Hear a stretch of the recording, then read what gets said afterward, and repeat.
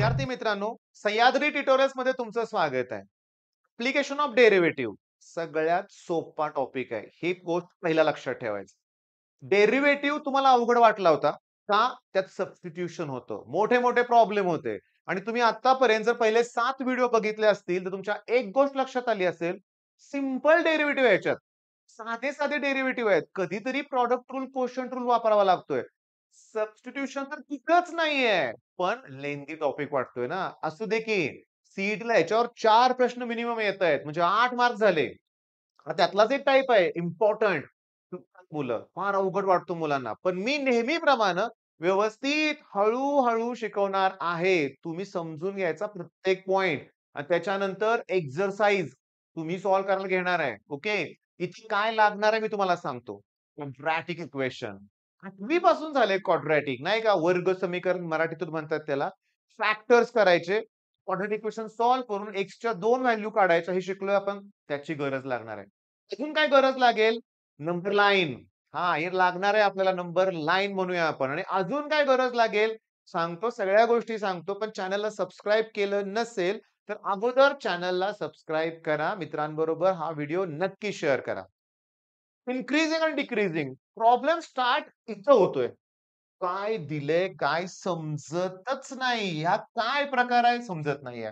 Graph काय अवघड आहे मला कळत नाही. पण एवढं सांगतो, इन्क्रीजिंग आणि नेक्स्ट डिक्रीजिंग फंक्शन आहे. मी तुम्हाला सांगतो साधं सिंपल आहे. फंक्शन दिलंय, त्याचं डेरिव्हेटिव्ह काढा. ते डेरिव्हेटिव्ह जर ग्रेटर दॅन 0 असेल और इक्वल्स टू 0 असेल, तर ते इन्क्रीजिंग येईल. आता यात पण 2 प्रकार आहेत. स्ट्रिक्टली इन्क्रीजिंग म्हटलं ना, त्या फंक्शनचं डेरिव्हेटिव्ह ग्रेटर दॅन 0 घ्या बरं का. स्ट्रिक्टली. स्ट्रिक्टली साठी ना एक वेगळा वर्ड पण आहे बरं का. हे बघा हे मोनोटोनिकली. जरा मला प्रोनान्सिएशनला कठीण वाटते, पण मी नेहमी म्हणणार आहे स्ट्रिक्टली. जर स्ट्रिक्टली डिक्रीजिंग असतं, तर लेस दॅन 0 येईल. पण एक लक्षात घ्या, ग्रेटर दॅन 0 म्हणजे पॉझिटिव्ह आणि लेस दॅन 0 म्हणजे निगेटिव्ह हे लक्षात घ्या.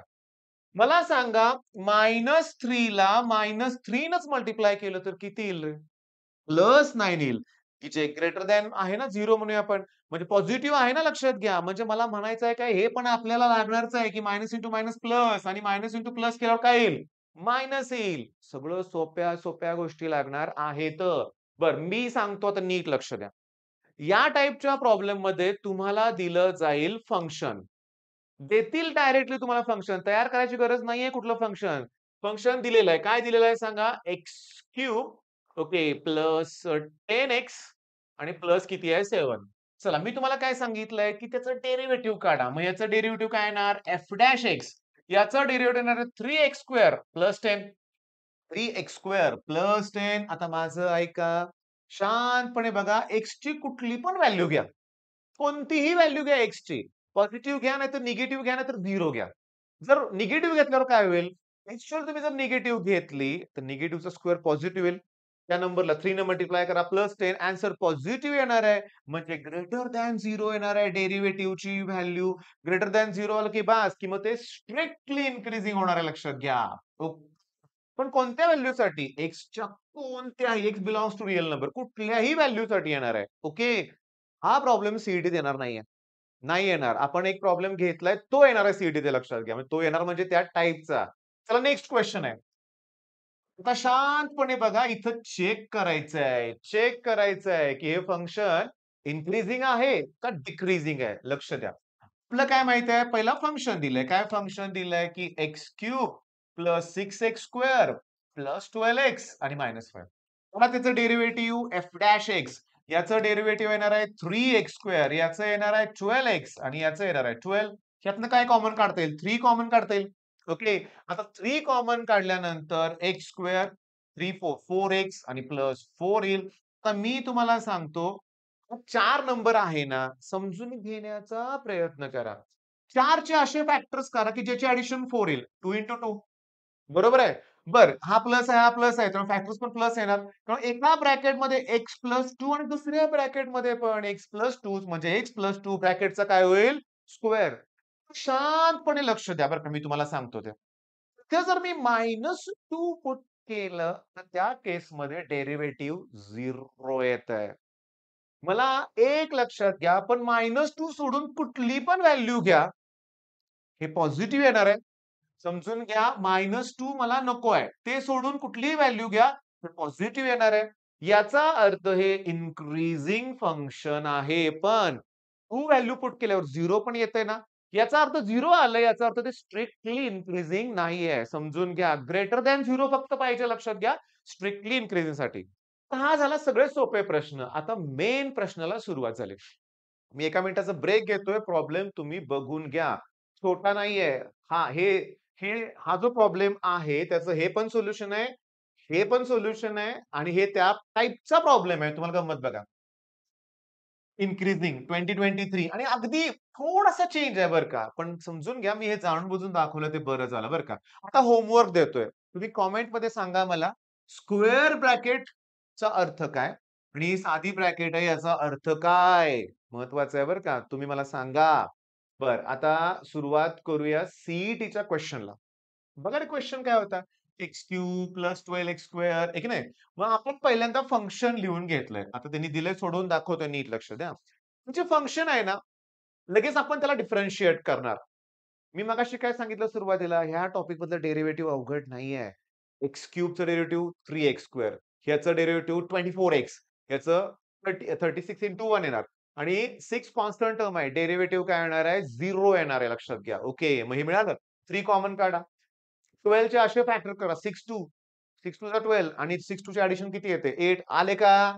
आता सांगतो गंमत. आता मी सगळं रफ करणार आहे. लक्ष द्या. ही तुमची नंबर लाईन. हे रफ आहे सीईटी साठी आहे लक्षात घ्या. बोर्डसाठी कसं करायचं आपण नेक्स्ट स्लाइडमध्ये बघू आपण. पण मेन पॉइंट काय? मला हे ना पहिल्यांदा ना स्ट्रिक्टली इन्फिनिटी हवंय. याचा अर्थ मग x+2 मला ग्रेटर दॅन 0 म्हणजे पॉझिटिव्ह घ्यावं लागेल आणि x+c सुद्धा पॉझिटिव्ह घ्यावं लागेल. याचा अर्थ x हा -2 पेक्षा मोठा. इथं -2 येईल नंबर लाईनच्या इकडं. म्हणजे मला इकडचे नंबर पाहिजेत. हे एक्स इज ग्रेटर दॅन -6. -6 कुठेतरी इथं असणार आहे. म्हणजे मला इकडचे नंबर पाहिजेत. पण पहिल्या दोन्ही कंडिशनला सॅटिस्फाय करणारे नंबर इथून स्टार्ट होतात. इथून इकडं. याचा अर्थ माझं ॲन्सर आहे -2 पासून इन्फिनिटी पर्यंतचे नंबर चालतील. ओके. पण आता दुसरं काय बघा. हे पॉझिटिव्ह घेतलं, हे पॉझिटिव्ह, पॉझिटिव्ह इंटू पॉझिटिव्ह काय येईल? Positive strictly increasing. पण हे निगेटिव्ह पण चालू शकतं. म्हणजे x+2 लेस दॅन 0 मला चालू शकतं, पण x+6 सुद्धा लेस दॅन 0 घ्यावं लागेल. दोन्हीही निगेटिव्ह घेतोय मी हां. आता एक्साइटमेंटमध्ये पॉझिटिव्ह, निगेटिव्ह माझ्याकडून काय चुकलं तर कमेंटमध्ये नक्की सांगा बरं का. हे बरोबर आहे. याचा अर्थ एक्सची व्हॅल्यू -2 पेक्षा कमी पाहिजे आणि एक्सची व्हॅल्यू -6 पेक्षा कमी पाहिजे. -2 पेक्षा कमी म्हणजे मला इकडे गेलं पाहिजे. पण -6 पेक्षा कमी म्हणजे मला इकडून इकडे गेलं पाहिजे. मग दोन्ही कंडिशन इथं सॅटिस्फाय होतायत. मग -6 टू कुठं? इन्फिनिटी. म्हणजे मी तुम्हाला सांगतो इथं मायनस इन्फिनिटी येणार आहे असं. आणि मला माझं ॲन्सर ह्या दोघांचं युनियन येणार हे लक्षात घ्या. मग फायनल ॲन्सरच मी तुम्हाला सांगितलं सगळं. म्हणजे इन्क्रीजिंग डिक्रीजिंगला आपल्याला नंबर लाईनवर सगळा खेळ आहे लक्षात घ्या. पहिल्यांदा डेरिव्हेटिव्ह काढा, क्वाड्रॅटिकचे 2 फॅक्टर्स करा, 2 ब्रॅकेट आलेत तुम्हाला. पण समजा इन्क्रीजिंग मी तुम्हाला सांगतोय, डिक्रीजिंगला काय करणार सांगतो. x+2 ला पॉझिटिव्ह म्हणा आणि ह्याला म्हणा निगेटिव्ह. पॉसिबल आहे का बघूया बरं. हो, हो, हो. थांबा. निगेटिव्ह असं येणार ना. मग आता बघा, मग एक्स हा -2 पेक्षा मोठा पाहिजे. इथं 0, इथं -2 म्हणजे मला इकडे गेलं पाहिजे. आणि -6 पेक्षा लहान पाहिजे. -6 पेक्षा लहान पाहिजे. पॉसिबल नाहीये. नाही, इथं पॉसिबलच नाहीये. नेक्स्ट स्लाइडमध्ये कळणार आहे तुम्हाला. म्हणजे हे पॉसिबल नाहीये. मग याच्या उलटं करूया का? म्हणजे x+2 निगेटिव्ह घेऊया. उलटं करूया. आणि x+6 पॉझिटिव्ह आणि हे निगेटिव्ह पॉझिटिव्ह कळतंय का? इन्क्रीजिंग, डिक्रीजिंग 2 ब्रॅकेट ना. मगाशी नाही का मी मायनस इंटू मायनस प्लस सांगितलं. पण plus into minus minus. Minus म्हणजे लेस दॅन 0 येणार ना. मग आता बघा, हे प्लस आहे. ओके. मग x हा -6 पेक्षा मोठा पाहिजे. इथं -6 त्याच्यापेक्षा मोठा पाहिजे. आणि -2 पेक्षा लहान पाहिजे म्हणजे इकडचा. म्हणजे ह्या दोघांमध्ये आन्सर आहे माझं. आलं का लक्षात? डिक्रीजिंगला. कशाला? डिक्रीजिंग. चला मग आता त्यांचं सोल्युशन बघूया आपण. स्ट्रिक्टली इन्क्रीजिंग पाहिजे ना, स्ट्रिक्टली इन्क्रीजिंग पाहिजे, तर 2 कंडिशन आहेत. एक तर दोघेही पॉझिटिव्ह घ्या. ओके. म्हणजे बघा आता हे त्यांनी काय घेतलंय, आपण ही कंडिशन बघूया पहिल्यांदा त्यांची केस 1. निगेटिव्ह दिलं याला. हे पण निगेटिव्ह. मायनस इंटू मायनस काय होतंय? पॉझिटिव्ह. म्हणजे बघा मगाच्याच माझ्या कंडिशन आहेत. मी परत सांगतो, इथं 0 आहे, इथं -2, इथं -6 आहे.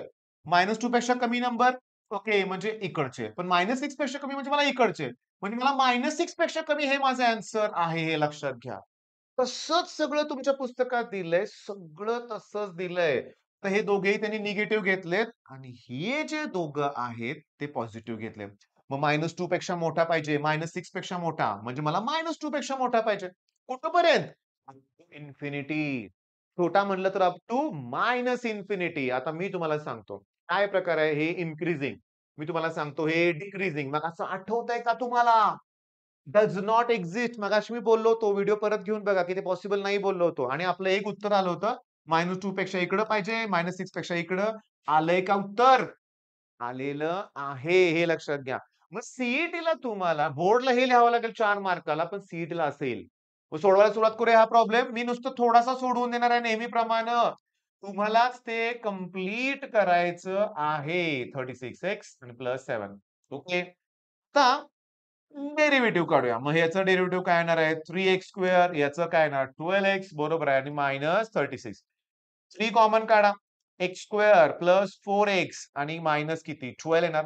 12 चे फॅक्टर करा. 6 2 जा 12 बरोबर सांगा. मग पहिल्या ब्रॅकेटमध्ये येणार x प्लस 6 दुसऱ्या ब्रॅकेटमध्ये x मायनस 2 सोडवून दाखवतो, पण त्यांनी विचारलंय काय? इन्क्रीजिंग. मग इन्क्रीजिंग म्हणजे मला पॉझिटिव्ह व्हॅल्यू घ्यायच्या आहेत. म्हणजे मी असं करतो, की x प्लस 6 पॉझिटिव्ह घेतो. x मायनस 2 पॉझिटिव्ह घेतो. म्हणजे याचा अर्थ x हा -6 पेक्षा मोठा पाहिजे आणि x हा 2 पेक्षा मोठा पाहिजे. इकडं 2 आहे आणि इकडं -6. -6 पेक्षा मोठा पाहिजे. 2 पेक्षा मोठा पाहिजे. पण मग मी ऑब्व्हियसली हे नंबर नाही दोन्ही कंडिशन सॅटिस्फाय करत. पण 2 पेक्षा मोठा म्हटलं की तो -6 पेक्षा मोठा येतोयच ना.